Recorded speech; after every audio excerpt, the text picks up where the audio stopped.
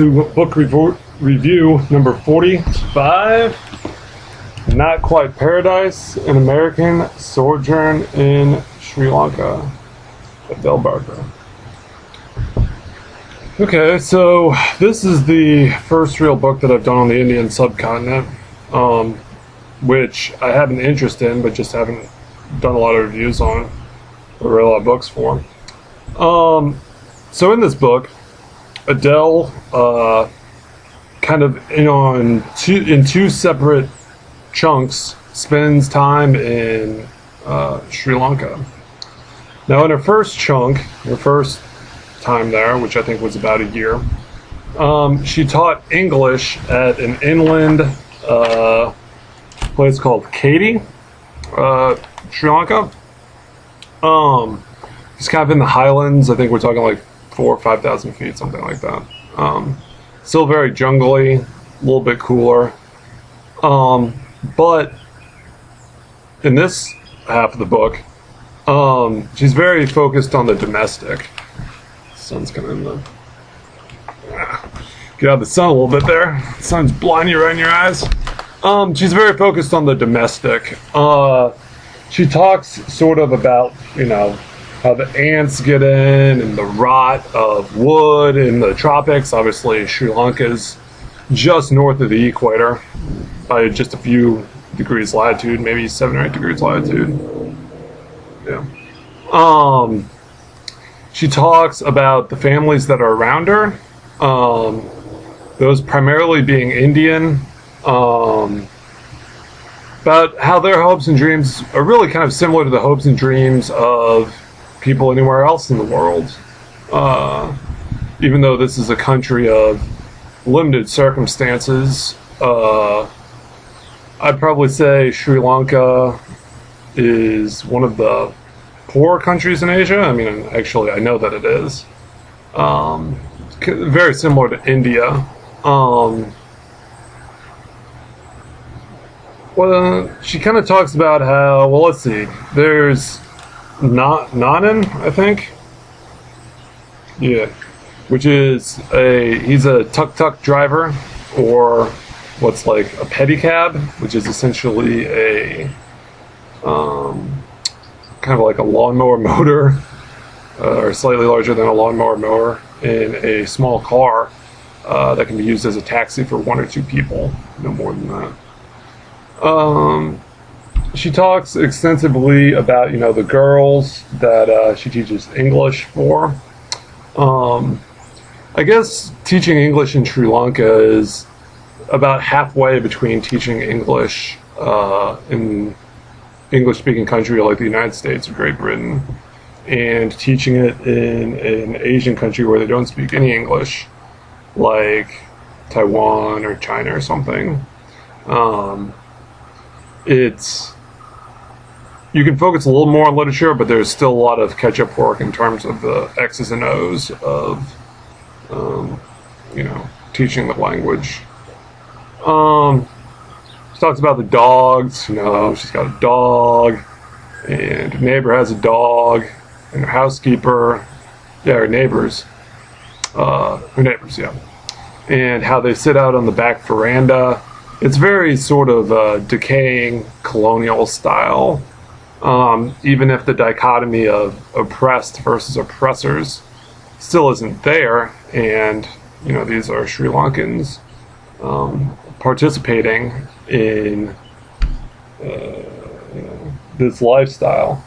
I mean, it's not a great lifestyle, but it's sort of the languid, slow tropic lifestyle that I guess is the stereotype. But she also talks about sort of the languid state of like the workers. She goes beyond her immediate realm and talks about, she lives on this kind of inclined street behind a gate. It's very, like I said, very tamed jungle, so it's not like she has a house in the jungle, but jungle plants, jungle vegetation. It's all kind of very lush. But beyond her gate, I guess you'd say, she observes, like out in front of the local supermarket, Sri Lankans who are general laborers just gather. And this isn't a small chunk of the, well, it is a small chunk of the population, but it's a big enough chunk that it has an effect relative to the rest of the population. There's relative high unemployment, so you get a lot of general laborers. And the other thing about these general laborers is that they don't get picked up right away. A lot of them will be lucky if they get 1 hour of work over the course of the day. Now, that might seem, I don't know, lazy lifestyle, but ultimately what winds up happening is that these people are impoverished. They generally have some sort of like food source, but what really it is the boredom and inability to do anything beyond your immediate means. So what they can do is they can sit on their haunches and rock back and forth and talk among one another and spit in this parking lot, but they can't really do anything else other than feed themselves, and who knows where they live, probably with family.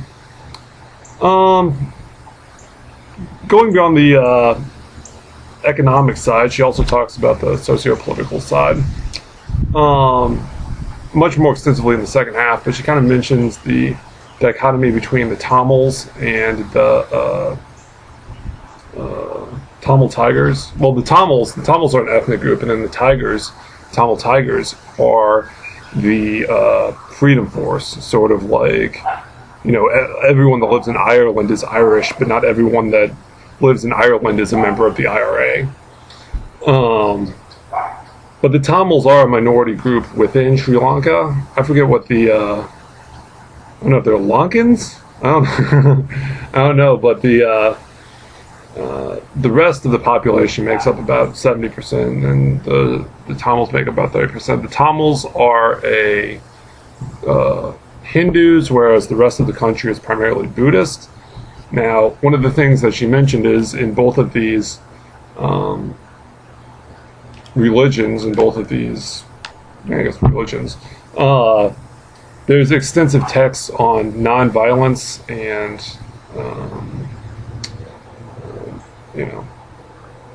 not using violent means in order to achieve certain goals. And she found it ironic because the Tamil Tigers were Hindu, and also the Sri Lankan government have used against each other over the past 20 years some of the most violent methods in civil war possible. Now, it should be said that this is sort of like a low-grade civil war. It's not big armies on a battlefield, but what it is it's a lot of terrorist incidents. It's a lot of just sort of government oppression, breaking into people's houses, doing sweeps of cities, stuff like that.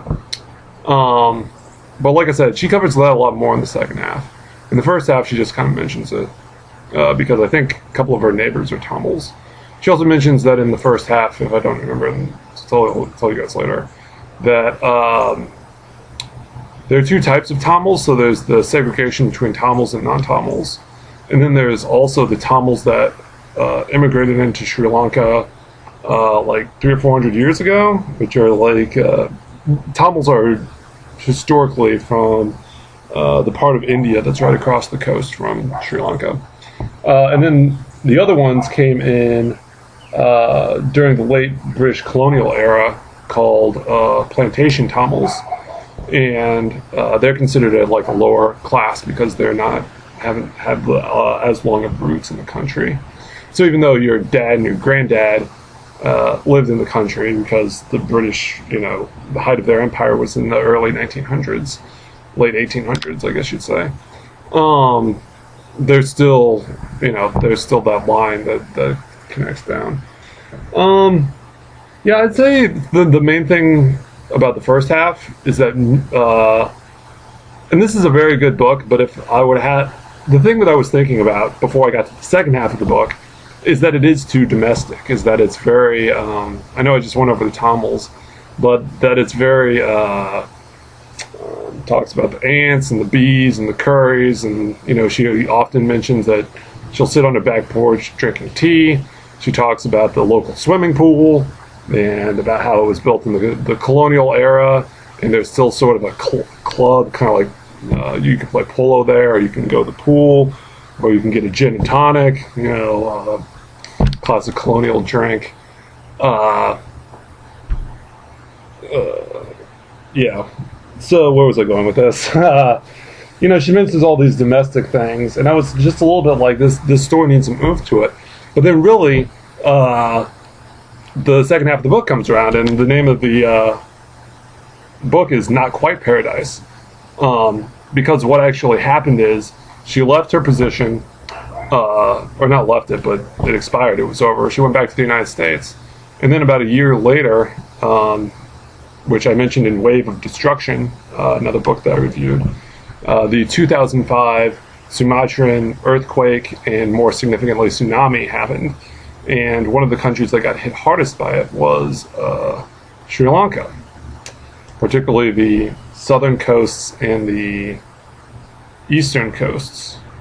And obviously, like I said, in the first half, she was kind of in the mountains, so she really does kind of cover most of the country. Colombo's on the west coast, so that's kind of her in and out points, and kind of a point that she visits at various points because it's the largest city in Sri Lanka and just a place that people will naturally go through. But in the second half, and she kind of makes forays down there throughout the book. Like in the first half, she mentioned how she met a friend and then went to the beach or something. I don't know. I think it was some like computer tech guy. Okay, I'll mention this. He was some computer tech guy, and they kind of compared lifestyles because he was very functional there just for the job, I guess you'd say, the IT position. IT is real big in Sri Lanka, and I think he was like a troubleshooter for a big IT industry in Colombo. And she was there to teach English, to be very much culturally immersed, and to not only teach her students, but learn from the experience and just in general absorb the culture. Okay, so as she started her journey around the coast to view the damage that happened after the earthquake, she was not in Sri Lanka during the earthquake, she was in the United States, but came back shortly afterwards. So to view it, she started in Colombo and moved south kind of on the perimeter, or the ring of the island of Sri Lanka. And one thing she noticed is the areas that were closer to Colombo, that were the more big resort type areas, were getting most of the aid, and there was also quite a lot of squabbling between various aid organizations. It's almost like aid organizations were falling hand over fist. But as she moved further to the east, further along the coast, she saw equal, if not greater, devastation, but little means in order for people to correct their lives. And actually, one of the most effective ways she mentioned in the book to aid these people was not the Red Cross. I mean, these organizations all do good work. It was not like the Red Cross or I don't know, the UN fund. I forget what the UN's called, but it was actually people within Sri Lanka that just had their friends and relatives and whatever just drive supplies from in old beat up, like those taxis that I mentioned, that tuk-tuk driver drew, or maybe slightly larger vehicles, but basically really old beat up junkers that they loaded with stuff, the cousins and relatives loaded with stuff and drove it down the coast to help them start to rebuild. Yeah, what else? She kind of mentions how the Tamil Tigers complicated the matter, because in the far south, that's not Tamil territory, but along the east coast, a good chunk of that is Tamil territory. And it was very dicey between how, or very mixed in how generous the Tamils were in letting people into their territory. At some points, they seemed almost overly generous, like they would donate their own supplies, help them out. But at other points, particularly with a lot of the big organizations, with the few supplies from these big organizations that were getting to the East Coast, they would intercept them and use them for their own purposes, either within their own guerrilla fighters, have them use the rations, or try to sell the products off at profit. But it was just kind of very mixed between the two. And something that makes it even more difficult is the lines of which the Tamils control are kind of like a jigsaw puzzle. So it's not like there was only one crossing to get from, say, someplace like Colombo or the central part of the country out to the East Coast. There were multiple checkpoints, multiple crossings. A lot of times it was just a few soldiers with guns, so very dangerous, like AK-47s and stuff. But that would just be standing by the roadside and tell them to pull over, and they had to check their stuff.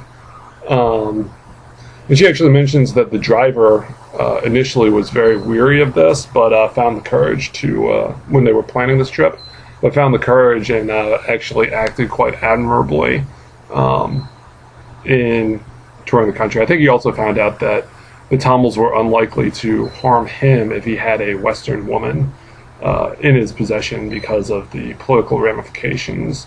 I know they're fighting a war, but all hell would have broken loose if, some woman got killed or kidnapped from the United States because of the Tamils. Still dangerous. You can still get accidentally shot. Or, just some kid without an order can just kind of pull a couple off, and you're dead in the instant. It can happen anyway.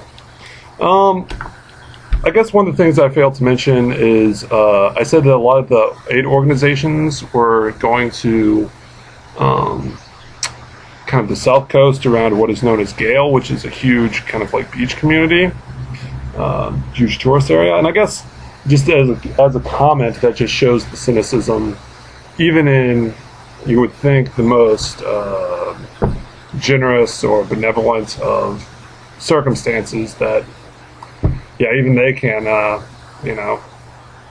do that. Do that. I got a brain fart. They can send resources to an area specifically to rebuild, because that's the area that will be profitable in the future, and not send the aid to the area where there's less profit involved. She ends the book by going up to the Jaffa Peninsula in the north, and one of the things that she found interesting, the Jaffa Peninsula is the heart of Tamil territory. Really, the Tamil territory kind of covers the east coast, a strip, but kind of more tenuously.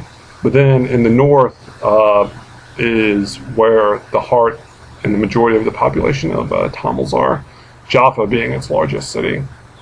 But one of the real things I found interesting in the book was, she saw all this destruction because of the tsunamis, houses toppled over, or, just random stuff involved. Okay, I'm going to mention one more thing about the tsunami, and then I'm going to go to Jaffa and the Tamils in the north. I don't have this planned out very well. She mentioned the just kind of gamble it was in going to Ireland. Excuse me. Then some areas, because of the floor bed under the sea, like right before the beach, that affected the way that the tsunami came on land. And so in some areas, and you couldn't really tell ahead of time because, who would know this? There's never been a tsunami like this in the history of Sri Lanka ever. As a matter of fact, I think they said that they didn't even have a word in the language for tsunami when this happened, which is really crazy. They had to use a loan word from Japan, I guess, much like we do.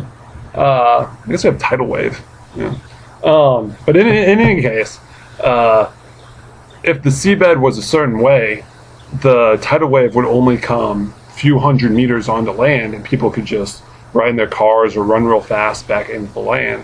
But if the seabed was another way, just off the coast, it could, assuming that there were no mountains in the region, go in for a mile or two, or a few miles. And that was just insane, not knowing how far you had to go in order to survive. Of course, it was all chaos because many people didn't know what was coming. It just kind of happened.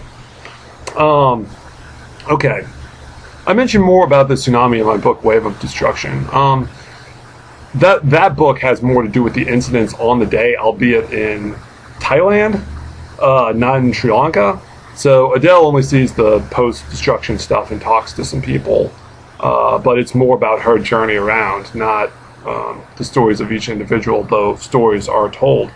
Matter of fact, she told a story of, she heard things like, she was very lucky because being in the inland, the majority of people she knew personally were not involved in the tsunami, obviously because they're inland, they're in the middle of the country.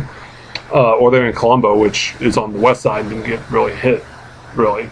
But even so, it was sort of like events would slowly come about, or just kind of slowly be revealed, or just kind of in the course of small talk or everyday conversation, it would be revealed. Oh yeah, I lost a cousin here, or oh, I lost an uncle here. And even though there wasn't as much direct effect, you could kind of see, Adele could see through these people the effect that it had, and therefore it had an effect on her, if only, secondhand. But anyway, okay, so finally, up to the north, the Jaffa Peninsula. And one of the most striking things in the book is she had just come back from where all this destruction was. Houses were knocked over. It was just terrible. People living in shacks, not wanting to rebuild. Man, I keep going back to the tsunami. Not wanting to rebuild because of the fear that it would just get knocked over again. So why put all this effort into building a house when you just think another tsunami is going to come and it's going to be the exact same thing? But one of the things she mentioned up in Jaffa in the north, where the Tamils were, the center of the civil war of the Tamil area, was even though that area didn't really get hit hard, a lot of the buildings looked like they had been in a tsunami because of the extended civil war that was going on. Mail bombs, car bombs, those sorts of things are very, very common in the civil war.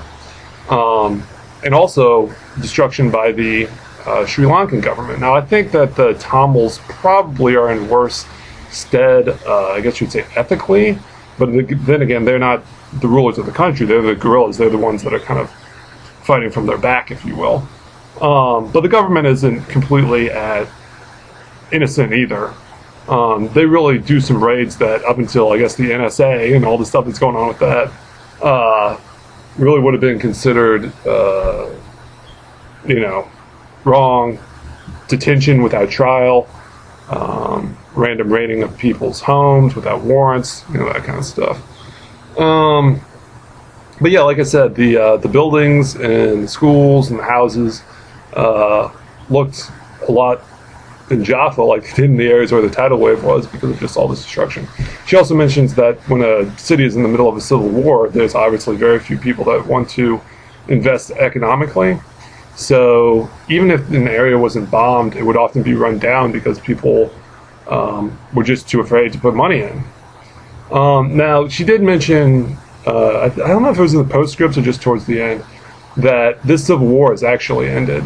I don't really know how the circumstance has described since then. I think it ended in about 2010, so relatively recently. So really there's not a big time frame for recovery even yet. But she mentions that the leader who was often praised for his, it's like, there was some big holiday and he would always give a speech on that day and was always praised for it. This is the rebel leader. He was eventually caught and killed, and now Sri Lanka is no longer at civil war. Of course, just because the country isn't at civil war doesn't mean the complaints, or complaints not the right word, but oppression, the complaints, because I can't think of a better word, of the minority group are invalid. Matter of fact, if they're going to be participating in any sort of democracy, they're even more valid now because they're active members of the society. So Sri Lanka certainly has that to work out. We often get this image in the West of, like I said, Buddhism, Hinduism is very peaceful, but it's anything but. It's just like working through any splintered group in the United States. It's very, it's a process. And often a process where conclusion seems unlikely, or, you just have to sometimes work for the best possible outcome that you can get and not the perfect outcome. Just work towards something. But anyway, she teaches 1 week of English up at that school in the north in Jaffa. She hadn't taught it any at all when she was visiting the tidal wave area, obviously, because she was, just doing more observation. But to kind of get a sense of the Tamil community in the north, she teaches for I think it's like 2 or 3 weeks, like a summer intern special, and then goes back to Colombo and flies out. In any case, I thought this was a really good book. I'm running out of battery here, so I got to turn my computer off. But Not Quite Paradise: An American Sojourn in Sri Lanka by Adele Baker. It's really good. It's both domestic and political. You really, really get a sense of Sri Lanka. She is a really good writer. I don't know how to say it. It's a really good book. Not Quite Paradise. All right, see you guys later.